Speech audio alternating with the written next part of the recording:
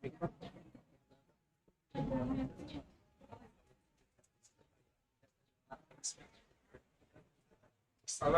warahmatullahi wabarakatuh. Waalaikumsalam warahmatullahi Alhamdulillahirabbil alamin. Wassalatu wassalamu ala asrofil anbiya'i wal mursalin. Nabiyina wa habibina Muhammadin wa ala alihi wa sahbihi ajma'in. Wa man tabi'ahum bi ihsanin ila yaumil din. Pada yang terhormat CEO Absolute Bapak Haji Sastro Esa, kepada yang terhormat Direktur Absolute Services Bapak Brigjen TNI Purnawirawan Insinyur Haji Abu Suyarso, kepada yang terhormat Direktur Absolute Group Ibu Haji Asri Mulyani, Ibu Asri Insani dan Bapak Julian Ramanto, kepada yang terhormat Habib Abdul Mandiri Matasega dan Bapak Ibu Karyawan Absolute Group yang selalu dimuliakan oleh Allah Subhanahu Wa Taala. Sebagai umat Muslim, marilah kita panjatkan syukur kepada Allah Subhanahu Wa Taala yang telah memberikan limpahan rahmat dan hidayahnya sehingga pada sore hari ini kita diizinkan untuk berkumpul dalam acara pengajian tanpa adanya halangan. Semoga dapat menambah ilmu dan wawasan kita sebagai mengetahui kehidupan di dunia dan juga di akhirat nanti. Salawat dan salam semoga tercurahkan kepada Nabi Muhammad SAW beserta keluarga, sahabatnya dan kepada kita semua sebagai umatnya. Hadirin yang saya hormati, saya selaku pembawa acara diizinkan untuk membacakan susunan acara pada pengajian sore hari ini sebagai berikut. Satu, pembukaan. Marilah kita buka pengajian ini dengan pembacaan Al-Fatihah.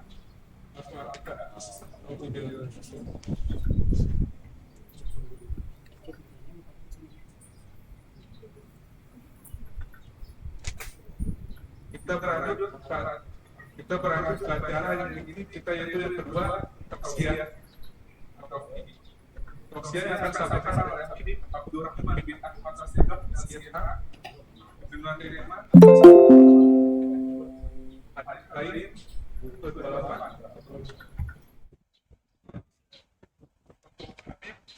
Waktu dan ikhlas dipersilakan. Bismillahirrahmanirrahim. Assalamualaikum warahmatullahi wabarakatuh. Waalaikumsalam. Alhamdulillah wassalatu wassalamu ala Rasulillah wa ala alihi wa man wala amma ba'd. Segala puja dan kepada Allah, salawat serta salam kepada junjungan kita Nabi Muhammad sallallahu alaihi wasallam, para keluarga, sahabat tabi'in serta seluruh umat yang selalu beristiqomah mengikuti sunnah-sunnahnya hingga yaumil qiyamah. Alhamdulillah, pada sore hari ini kembali kita dapat berkumpul untuk bersama-sama kembali mempelajari dan membahas hadis Nabi Muhammad sallallahu alaihi wasallam yang terangkum dalam kitab Arba'in An-Nawawiyah. Semoga apa yang akan kita lakukan ini mendapatkan keberkahan dan keridhaan dari Allah Subhanahu wa Ta'ala. Amin ya rabbal alamin. Langsung saja kita melanjutkan pembahasan yang tersisa dari hadis ke-28 dari kitab Arba'in An-Nawawiyah, yaitu hadis yang dikeluarkan oleh Al-Idji Irbad bin Sariyah radhiyallahu anhu. Beliau berkata, wa'adana Rasulullah sallallahu alaihi wasallam wajidan min halqulu. Rasulullah pernah memberikan nasihat kepada kami yang membuat getar hati kami, wa darafat min al-uyun, yang menyebabkan bercucuran air mata. Faqulna ya Rasulullah ka'anna mau'idatu muwadda'in fa'awsina. Kami berkata, ya Rasulullah, seakan-akan ini merupakan nasihat terakhir, maka berikanlah wasiat kepada kami ya Rasul. Maka Nabi memberikan wasiat, usikum bitaqwallah wasam wa ta'ah, yaitu hendaklah kalian bertakwa kepada Allah Subhanahu wa Ta'ala dan selalu taat, mendengar dan taat kepada pemimpin kalian, walaupun yang memimpin kalian itu merupakan seorang hamba atau seorang budak sahaya.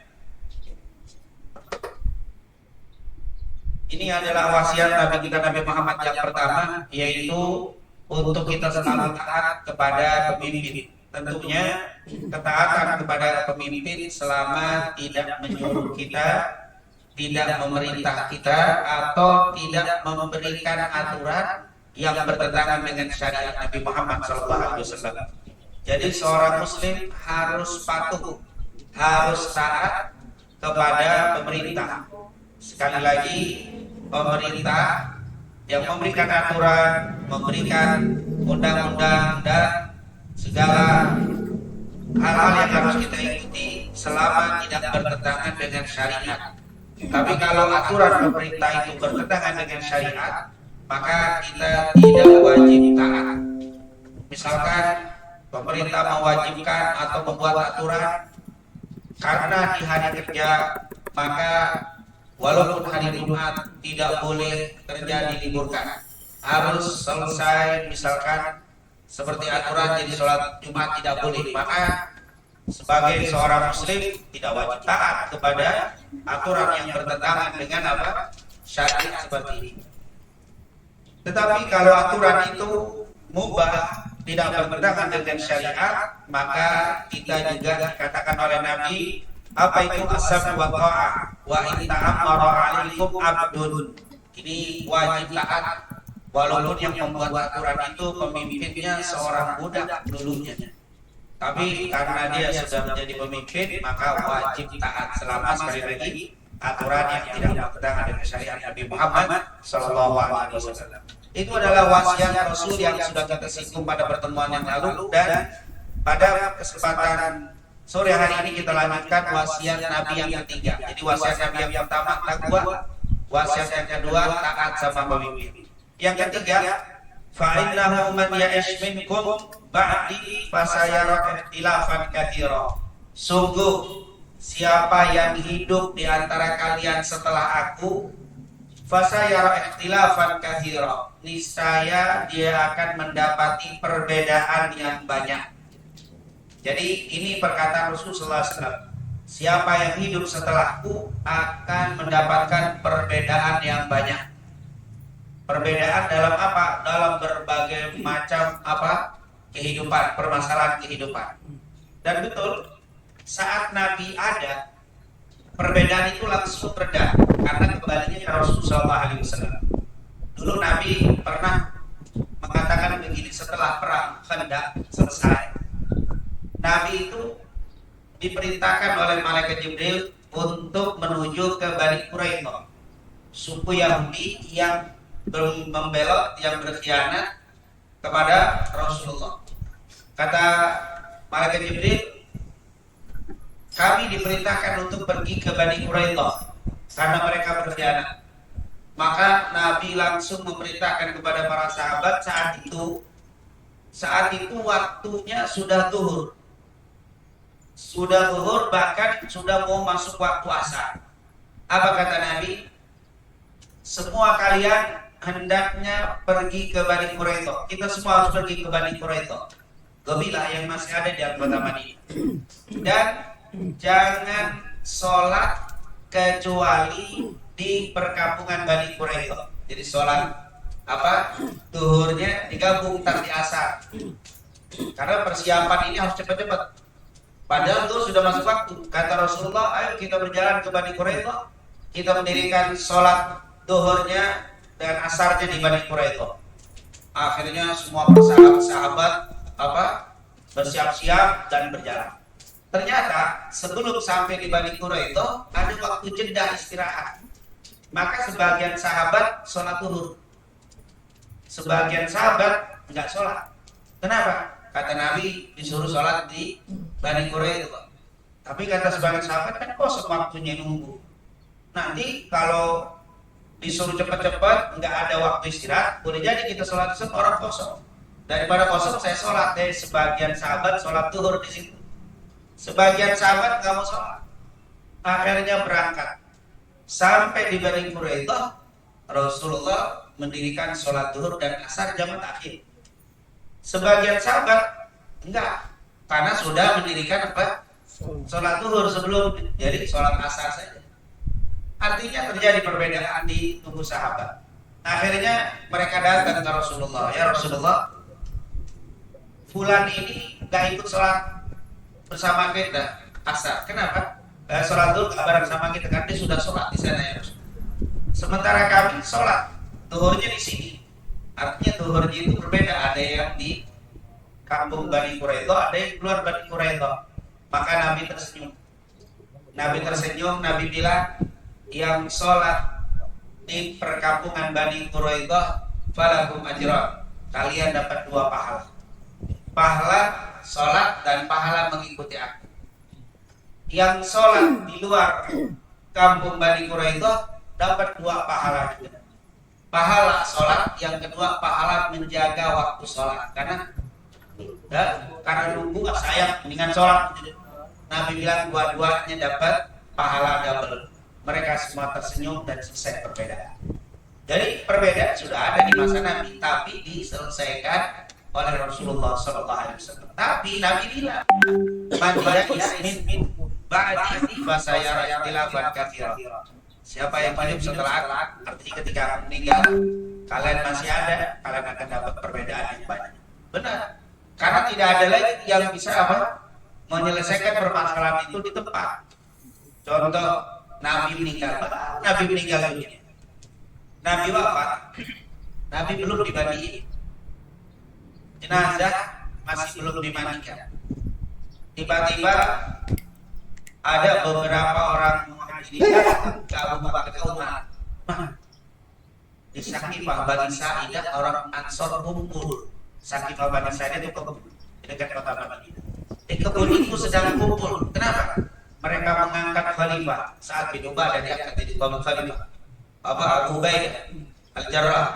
Orang Ansor lagi milih pemimpin, milih presiden. Rasulullah jadi belum lagi mau dimati. Abu Bakar langsung Umar ngajak Abu Bakar, kita ada Sakifah. Kenapa? Orang Ansor lagi kumpul milih pemimpin. Langsung berdua berangkat, ketemu Abu Ubaidah tengah jalan, diangkat jalan juga bertiga. Ketemu di situ. Saat Ibn Ubadah lagi dideklarasikan jadi presiden, menjadi khalifah. Langsung Umar minta tunggu dulu katanya. Siapa yang ngangkat ini? Kami orang-orang Ansor ngangkat dia sebagai khalifah. Dasarnya apa? Nabi pindah ke Madinah. Nabi yang melindungi kami. Nabi yang begini disebutin jasa-jasa Madinah. Orang-orang Madinah. Kata Umar nggak bisa. Nggak boleh ada yang menjadi pemimpin kalau masih ada bangsa Quraisy. Kami Quraisy katanya.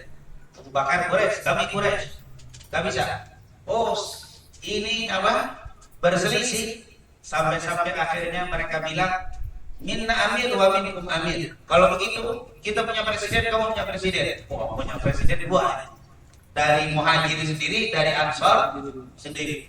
Kata Abu Bakar, minna amir wa minkum wazir. Dari kita presiden, kalian menterinya. Nggak terima. Terjadi perdebatan yang perselisihan mulai baru Nabi meninggal. Dan bahwa ini bilang akan terjadi perbedaan banyak yang akan kalian lihat setelah aku meninggal. Belum Rasulullah bahkan akhirnya dengan perdebatan yang sengit naiklah Abu Bakar menjadi khalifah. Abu Bakar menjadi presiden, masuk ke Masjid Nabawi. Terjadi perselisihan. Nabi dikubur di mana? Sebagian Muhajirin bilang Mekah, karena lahirnya di Mekah, bawa ke Mekah. Orang Ansor nggak bisa, meninggal di Madinah, harus di Madinah. Berselisih pendapat. Akhirnya Abu Bakar bilang, aku telah mendengar Rasulullah bersabda, Rasul atau seorang Nabi kalau meninggal dikubur di mana dia meninggal. Akhirnya karena sebagai presiden juga dan dengar hadis juga, maka dikuburlah Abu Bakar di situ. Umar Rasulullah dikubur di kamarnya di mana dia meninggal. Sebelum dikubur sudah kelihatan tempat kuburannya, nyolatinya di kamar sampai di masjid karena rumahnya dempet dengan masjid. Di kamarnya di masjid. Kalau orang lain meninggal dibawa ke masjid. Kalau Rasul bagaimana meninggal? Karena baru mereka hadapi sekali ini Nabi meninggal di antara mereka. Kalau ada Nabi selesai. Akhirnya Abu Bakar punya ide sebagai presiden, ribut, berselisih. Sudahlah khalifah, bagaimana? Maka Abu Bakar memutuskan meninggalnya Rasul di kamar, maka dikuburnya di kamar, disolatinya pun di kamar. Jadi sholatnya di kamar. Jadi Nabi itu nggak di masjid sholat. Jadi sahabat masuk ke kamarnya Nabi bergantian, 3 orang, 5 orang masuk ganti. meninggal hari Senin, gak berhenti sholat sampai riwayat Selasa malam Rasulullah baru dikubur karena baru selesai nyolatin. Bapak-bapak semua sudah habis, baru perempuan nyolatin habis, anak-anak nyolatin. Dalam riwayat Rabu pagi baru Nabi dikubur karena lamanya apa? Namanya di masjid dan di rumah kecil rumah Nabi. Jadi masuknya Madinah itu pelan-pelan gantian. Ini adalah mulai dikubur Rasulullah SAW. Baru Abu Bakar naik resmi, Rasulullah sudah dikubur. Bani Tamim teriak. Ada namanya Musailamah. Saya dapat wahyu dan saya diangkat jadi nabi. Oh, nabi Rono. Ini mulai terjadi. Zaman Nabi sudah ngaku nabi dia. Dia sudah ngaku nabi zaman Nabi. Sampai ngirim surat ke Rasulullah, wahai Nabi Muhammad, engkau adalah nabi dan aku nabi. Mengaku nabi. Nabi nyebutnya Musailamah Al-Kadzab. Nabi ngasih gelar Al-Kadzab. Al-Kadzab itu tukang bohong. Nabi Musailamah itu tukang bohong. Di zaman Abu Bakar, akhirnya mereka diperang. Ada lagi kelompok, kami tidak akan mau bayar zakat. Zakat itu dibayar kalau Nabi ada. Kalau Nabi meninggal, nggak ada zakat. Akhirnya Abu Bakar ngajak mereka, nerangin mereka, nggak mau bayar juga. Akhirnya diperang, dibunuh perang. Kenapa? Karena nggak mau bayar zakat, dianggap murtad. Terjadi mulai perselisihan. Sampai selesai, baru selesai perselisihan atau timbul model-model kayak begini. Abu Bakar meninggal. Abu Bakar nggak jauh, 2 tahun 8 bulan jadi khalifah. Selesai Abu Bakar meninggal, Umar naik jadi khalifah. Umar naik mulai membenahi Madinah dan sekitarnya. Setelah 10 tahun jadi khalifah, tentunya perbedaan mulai nongol. Timbullah sholat tarawih berjamaah, itu zaman Umar bin Khattab. Yang belum ada dibikin. Dibuatlah tahun baru Islam, itu zaman Umar bin Khattab, dan seterusnya. Dibuatlah perbatasan negara dan pegawai. Jadi kalau bahasa kita pegawai negeri pertama kali zaman Umar. Zaman Umar baru ada orang yang kerja di dalam negara dibayar. Dulunya pedagang semua, tidak ada yang kerja di negara. Yang jaga perbatasan Islam dibayar sama Umar, digaji. Mulai adalah penggajian orang-orang yang kerja di negara, itu zaman Umar bin Khattab. Dan setelah Umar naik Utsman ini mulai terjadi perbedaan lebih besar sampai akhirnya Sayyidina Utsman pun meninggalnya dibunuh karena ada pemberontakan, demo besar, dan akhirnya sampai pemberontakan Sayyidina Utsman penggal kepala, dipotong. Umar pun begitu, dibunuh di waktu sholat. Ini perbedaan naik Ali bin Abi Thalib. Ali bin Abi Thalib naik perang sahabat dengan sahabat. Siapa? Dengan Aisyah, perang Jamal. Itu perang Jamal dipimpin oleh Aisyah, istrinya Nabi, pimpin perang. Bersama siapa melawannya Ali bin Abi Thalib. Perang antar sahabat, perbedaan. Bahkan setelah Aisyah selesai, Muawiyah bin Abi Sufyan, gubernur Syam, radhiyallahu anhu, sahabat, ngangkat senjata lagi, perang lagi dengan Ali bin Abi Thalib yang disebut perang Siffin. Perang Siffin itu meninggal dari pasukan Muawiyah 35.000 orang yang gugur. Sebagian sahabat ada. Pasukan Ali meninggal 25.000. Itu zaman gede itu, 35.000 itu. Perang itu perang besar, 9 hari itu perang gak berhenti, 9 hari. Pasukan Muawiyah dan Ali bin Abi Thalib. Muslimin perang. Waktu istirahat disuruh sholat duhur. Habis selesai perang lagi. Sholat asar, selesai perang lagi. Ikhtilaf, kata Nabi. Siapa yang hidup setelah aku akan melihat perbedaan yang sangat banyak. Perbedaannya zaman dulu sampai terjadi peperangan. Makanya di dalam hadis sahih Rasulullah SAW pernah di satu tempat yang saat ini dibangun tempat itu dengan monumen, dengan masjid yang disebut Masjid Ijabah. Di Masjid Ijabah ini dulunya Nabi pernah berdoa 3 perkara. Yang satu nggak dikabulkan, yang 2 dikabulkan. Yang satu Rasulullah minta, ya Allah, jangan engkau jadikan umatku ini meninggal karena kemiskinan yang melanda dunia. maka Allah kabulkan doa. Jadi insya Allah nggak ada satu negara orang Muslim mati kelaparan, tidak. Allah sudah dikabulkan doa Nabi. Allah jangan mematikan umatku dalam keadaan kelaparan dalam jumlah besar. Kalau satu dua mungkin ada, tapi kalau senegara tidak, karena doanya Rasul.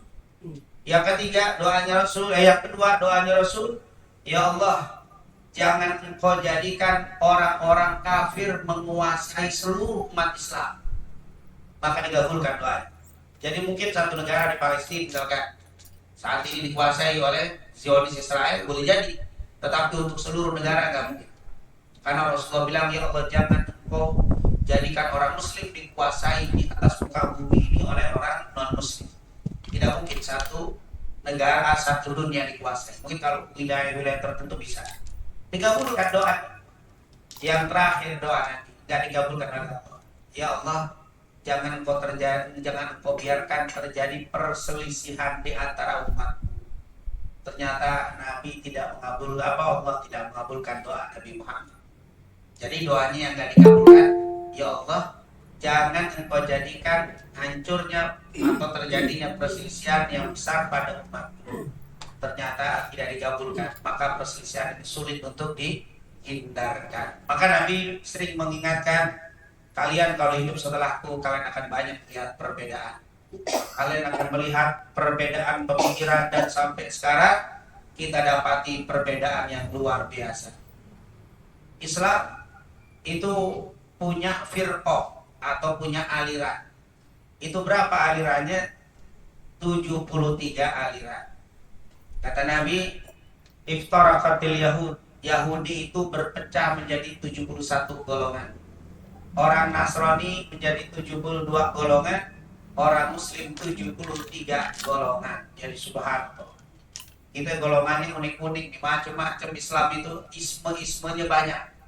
Namanya firqah. Makanya Al-Imam Khatib Al-Baghdadi punya kitab Al-Farqu Bainal Firaq, yaitu kitab yang menyebutkan isme-isme yang ada di dalam Islam. Sangat banyak. Maka Rasulullah memberikan resep. Apa kata Nabi? Fa innahu man ya'is minkum ba'di, sungguh siapa yang hidup setelahku, fasayara ikhtilafan katsira, dia akan banyak melihat perbedaan. Maka fa'alaikum bisunnati wa sunnatil khulafa ar-rasyidin al-mahdiyyin. Maka kalau kalian hidup di masa itu, ketika terjadi banyak perbedaan, supaya kalian selamat, peganglah sunnahku dan sunnah khulafa ar-rasyidin al-mahdiyyin. Jadi kata Nabi, kalau kalian mau selamat, pegang sunnahku dan sunnah khulafa. Khulafaur Rasyidin ini maksudnya Abu Bakar, Umar, Utsman, Ali, Hasan bin Ali bin Abi Thalib, ada yang mengatakan Umar bin Abdul Aziz. Artinya ulama-ulama yang benar-benar punya kualitas keilmuan bagus, ikuti mereka. Maka dari sinilah kita menyebut golongan yang selamat adalah golongan Ahlus Sunnah wal Jamaah. Ahlus Sunnah itu siapa? Orang yang mengikuti selalu sunnah Nabi. Kan Nabi bilang, alaikum bisunnati. Maka kita ngikutin sunnah Nabi. Wal Jamaah, al Jamaah di sini ulama al-khulafa ar-rasyidin al-mahdiyyin, yaitu mengikuti Rasulullah dan para ulama. Makanya disebut al-Jamaah. Al-Jamaah itu artinya banyak. Jadi Ahlus Sunnah wal Jamaah, golongan yang mengikuti sunnah Nabi dan mengikuti kebanyakan para ulama. Berdasarkan hadis Rasulullah SAW di hadis yang lain, siapa yang melihat perbedaan yang banyak, maka alaikum bisawadil a'dham. Kata Rasul, hendaklah kalian berpegang dengan kelompok yang terbanyak. Nabi bilang, jadi kalau ada perbedaan, ambil kelompok mayoritas. Alaikum bisawadil a'dham, pegang kelompok yang terbanyak. Insya Allah itulah yang selamat, kata Nabi Muhammad SAW. Nah, kenapa saat ini kita suka menyebut kita adalah ingin mengikuti selalu kelompok ahli sunnah wal jamaah? Itu dia. Ahli sunnah maksudnya orang yang selalu mengikuti sunnah Rasul, wal jamaah yang mengikuti mayoritas ulama. Jadi yang bagus beragama itu bukan hanya Quran dan sunnah, bukan. Quran dan Sunnah yang dipahami oleh mayoritas ulama. Kalau kita hanya berpegang Quran dan Sunnah, susah. Kenapa? Karena banyak permasalahan Quran dan Sunnah nggak bisa dijelaskan kecuali oleh penjelasan ulama. Maka kita berpegang akidah kita dan kita terus bertahan selalu mengikuti golongan ahli sunnah wal jamaah. Jadi wal jamaah artinya mayoritas ulama yang kita ikuti. Jangan ngikutin, ya maaf, walaupun ada yang bermutu Quran kembali kepada Quran Sunnah, tapi pemahaman siapa? Karena kalau kembali kepada Quran dan Sunnah menurut pemahaman kita, wah ini jadi berantakan. Kita nggak punya kemampuan untuk memahami Quran dan Sunnah. Quran dan Sunnah itu adalah bahan dasar dari amalan kita. Sementara racikannya itu harus dibuat oleh yang ahli di dalam Quran dan Sunnah. Nah ini tentunya yang bisa kita sampaikan di kesempatan sore hari ini, yaitu wasiat Nabi yang ketiga.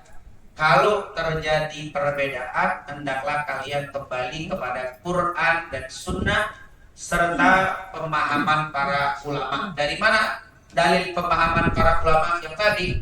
Alaikum bisunnati, yaitu wa sunnatil khulafa ar-rasyidin al-mahdiyyin addu 'alaiha binawajid, yaitu berpegang dengan kuat dengan para ulama-ulama yang memahami betul tentang Quran dan Sunnah. Dan juga berdasarkan hadis alaikum bisawadil a'dham, kalau kalian terjadi perbedaan, hendaklah kalian mengikuti mayoritas pendapat ulama. Karena itu insya Allah, karena kata Rasulullah tidak mungkin ulama itu bersepakat sesat. Sepakat tidak mungkin. Tapi kalau 1-2 ulama salah ya, tapi kalau 10 ulama salah tidak mungkin. Apalagi ada 100 ulama mengatakan A, 1 mengatakan B, ikutin yang banyak. Gak mungkin yang 99 salah, yang 1 benar. Karena ini semuanya ulama. Itulah yang dikatakan ahli sunnah wal jamaah. Semoga wasiat Nabi untuk bertakwa, wasiat Nabi untuk taat sama pemerintah, wasiat Nabi untuk berpegang dengan sunnah dan khulafa ar-rasyidin bisa kita amalkan sehingga kita semua insya Allah mendapatkan keselamatan dunia wal akhirah. Amin ya rabbal alamin. Nanti yang keempat baru kita ambil pada pertemuan akan datang.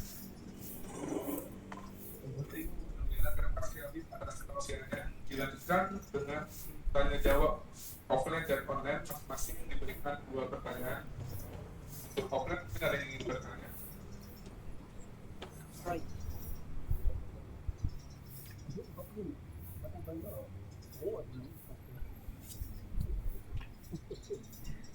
Bismillahirrahmanirrahim. Assalamualaikum warahmatullahi wabarakatuh. Nabi ingin bertanya terkait perbedaan-perbedaan. Mungkin yang sekarang berkembang itu kan banyak atau ada sekelompok golongan yang mengatakan amalan-amalan bid'ah. Izin penjelasan terkait yang bid'ah itu yang di bagian mana gitu, apakah di bagian ibadah wajib ataukah hal-hal sunnah gitu. Penjelasan perbedaan. Iya, secara singkat, syariat itu ada 3. Ya, syariat itu ada 3. Misalkan kalau kita gampangkan, yang pertama namanya akidah. Ini bab akidah, bab tauhid, bab keimanan. Yang kedua bab ibadah. Bab ibadah ini sholat, puasa, zakat, haji, ini ibadah. Yang ketiga namanya muamalah. Jadi akidah, ibadah, muamalah, ini syariat. Kalau akidah ini tidak boleh kita mengada-ada. Kalau kita mengada-ada bisa sesat masuk neraka. Misalkan apa mengada-ada? Allah yang Maha Esa, itu tauhid. Kalau ada yang bilang Allah punya anak, bid'ah itu. Tapi bid'ah dalam akidah neraka. Kalau ada yang bilang apa? Allah punya anak, berarti ini termasuk bid'ah.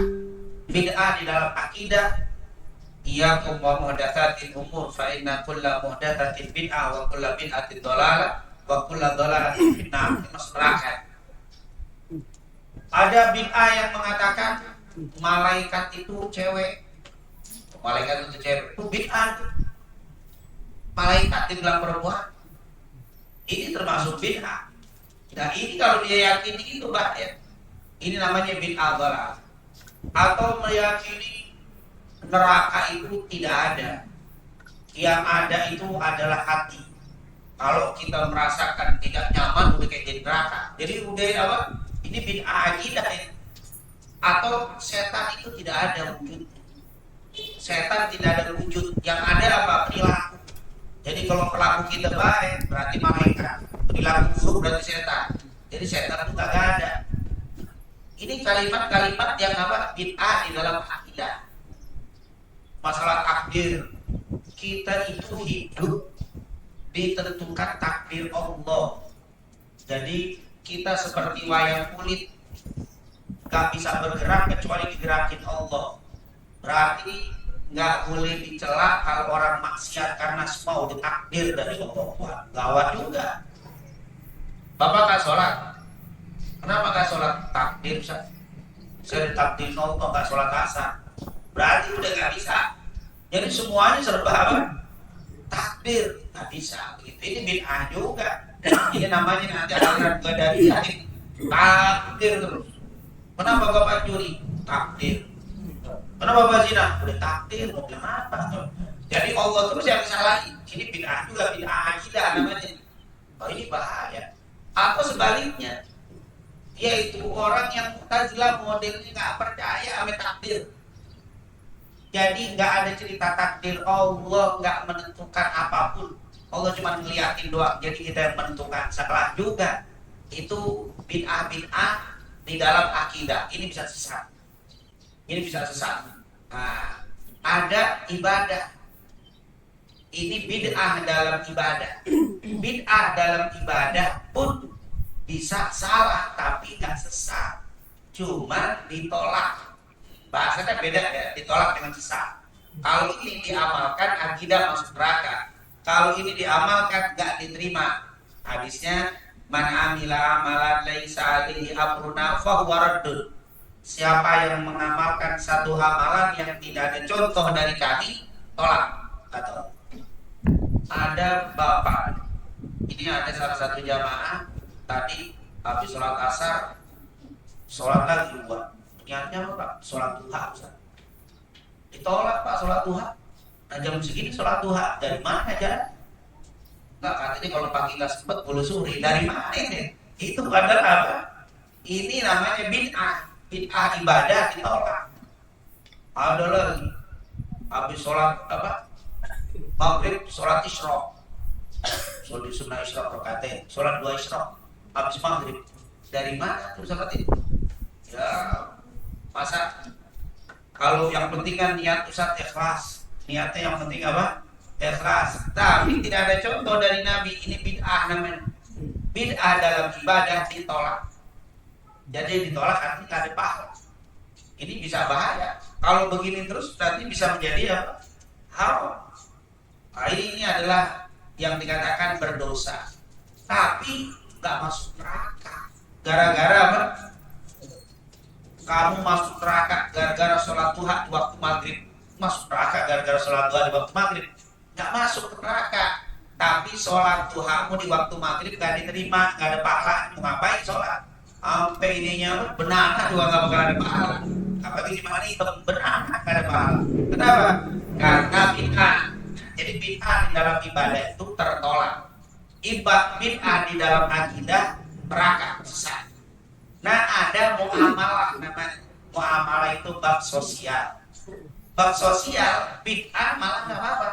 Yang penting tidak bertentangan dengan syariat. Misalkan jual beli online. Zaman Nabi ada nggak jual beli online? Ada. Ini kan bid'ah. Jangan diartikan bid'ah itu semua yang baru zaman Nabi nggak ada. Iya. Tapi ini muamalah. Boleh nggak? Boleh. Yang penting nggak ada larangan dari Nabi, kecuali Nabi melarang siapa yang menjual beli online haram, nah baru haram. Tapi kalau tidak, kan nggak apa-apa. Mas ada larangan apa jual beli online. Nah Nabi Sallallahu Alaihi Wasallam an bai'in online gitu ya. Nah Rasulullah melarang jual beli online, kan tidak ada. Bab muamalah. Kita pengajian sore ini pakai streaming. Zaman kita zaman Nabi ada kan streaming? Nggak ada, berarti bid'ah. Masuk neraka? Bukan begitu, ini bukan akidah. Ditolak, ini bukan ibadah, ini muamalah. Biar teman-teman kita di kantor lain bisa apa? Dengar, bisa lihat. Ini kan namanya bab muamalah. Bab muamalah itu boleh, yang penting tidak ada larangan. Beda ya. Kalau ibadah diterima asal ada perintah. Kalau muamalah diterima asal nggak ada larangan. Berbeda. Antum pakai seragam begini juga zaman Nabi nggak pernah ada. Ini bid'ah bukan hanya bid'ah secara bahasa, tetapi ini bab muamalah biar ketahuan, biar rapi, biar bagus, boleh. Yang penting nutup aurat, selesai. Jadi jangan pakai apa zaman Nabi kagak ada neraka, tunggu dulu. Bid'ahnya dalam bidang apa? Tauhid, oh iya neraka. Bid'ahnya ditolak, oh iya dalam bab ibadah. Bid'ahnya boleh dalam bab muamalah. Nah ini saya juga yakin banyak yang melakukan bid'ah, datang ke kantor nggak ada yang pakai kuda. Karena ada yang pakai Avanza, pakai mobil-mobil ini kuda besi. Mungkin zaman dulu masih ada mobil kuda, terus sekarang kayak kuda udah nggak ada. Makanya saya menghindari bid'ah, saya pakai mobil mereknya untuk binatang semua, ada yang Jaguar, ada yang apa? Kuda, terus ada apa lagi? Kijang, nah, yang pakai kijang lumayan, zaman Nabi masih ada ya. Tapi kalau model yang nggak begitu, ini muamalah, apa muamalah. Nah, jadi jangan punya terjemahan semua bid'ah sesat, semua sesat masuk neraka. Tunggu dulu, bid'ah dalam bab apa nih? Bab akidah betul, sesat neraka. Ibadah ditolak, bukan neraka, ditolak. Muamalah boleh, yang penting tidak bertentangan dengan syariat. Ini banyak ya kalau mau bicara bid'ah, sangat banyak saat ini. Nah ini bab muamalah. Misalkan kalau dalam bab muamalah bersalaman, habis sholat salaman, zaman Nabi nggak ada nih. Nah di zaman Nabi nggak ada. Berarti boleh nggak bersalaman habis sholat? Kata para ulama, kalau dimasukkan ibadah tertolak. Kalau dimasukin ibadah tertolak. Artinya nggak ada pahala kalau ibadah, karena nggak ada contoh. Maksud ibadah bagaimana? Kalau kita sholat atau habis sholat tidak salaman, kurang afdol atau kurang sempurna sholatnya, berarti ibadah. Kalau ibadah harus ada contoh dari Nabi. Tapi kalau dimasukkan bab muamalah, habis salaman kenapa? Kayak enak aja saat sering ketemu sama teman, kebetulan ketemu habis sholat salaman kan enak. Kali tadi sebelum sholat ada simpenan sesuatu ingat sama pula salaman biar gugur dosanya. Itu bab muamalah. Kalau bab muamalah yang dicari ada nggak larangan bersalaman habis sholat? Tidak ada, berarti boleh begitu. Jadi beda antara ibadah dan muamalah. Jadi lebih enak antum itu kalau di dalam bab-bab begini omongannya muamalah bukan ibadah. Kalau ibadah disuruh cari dalil. Mana dalilnya salaman habis sholat? Ribet nyari. Tapi kalau bab muamalah kita balik. Mana larangan salaman habis sholat? Itu namanya ibadah.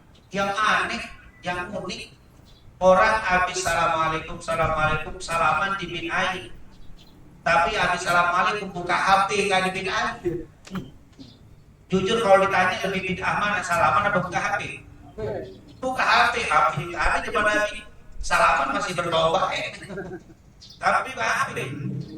Yang nggak bid'ah, yang termasuk bid'ah adalah bersalaman sebelum salam sholat. Itu bid'ah. Bil alamina innaka hamidum majid, salaman dulu baru salam. Nah, ini baru. Tapi kalau setelah salam, assalamualaikum, bebas. Bukan HP aja boleh, apalagi apa? Salaman. Cuman kalau mau yang afdolnya habis salam sedikit, itu yang paling afdol. Tapi kalau salaman juga bukan perbuatan dosa. Sama orang nggak dosa juga kalau habis salam buka apa? Buka HP. Kalau salaman dosa buka HP lebih haram lagi dihukum. Ini luar biasa amalan yang dijelaskan oleh para ulama. Jadi kata-kata bid'ah itu harus tempatnya di mana dan hukumnya itu akan berbeda-beda. Bid'ah di dalam akidah sesat. Nanti kita akan bahas bid'ah. Bid'ah di dalam ibadah tertolak. Bid'ah di dalam muamalah diperbolehkan selama tidak ada larangan yang melarang. Wallahu a'lam bishawab. Baik, Habib, terima kasih atas jawabannya. Alhamdulillah, akhirnya kita sampai di penghujung acara, yaitu berdoa bersama dan akan dipimpin langsung oleh Habib Abdurrahman bin Ahmad As-Sagaf. Sebelum kita berdoa bersama, saya selaku pembawa acara, jika terdapat salah kata ataupun sikap yang tidak berkenan di hati Bapak Ibu sekalian, saya mohon maaf yang sebesar-besarnya. Kepada Habib Abdurrahman bin Ahmad As-Sagaf, LC kita untuk memimpin doa bersama kami persilakan.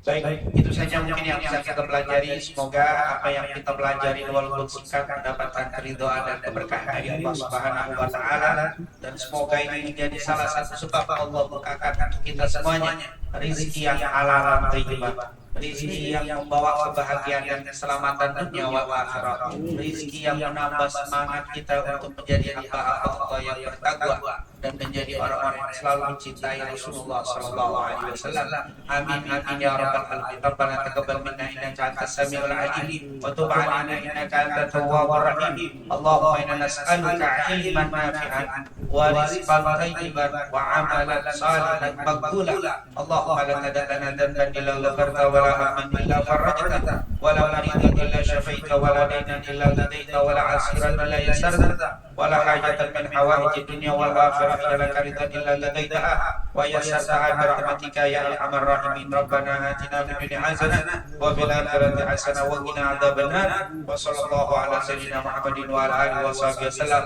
والحمد لله رب العالمين. Sebagai penutup acara pada pagi sore hari ini, marilah kita menjadikan para tamu menjadi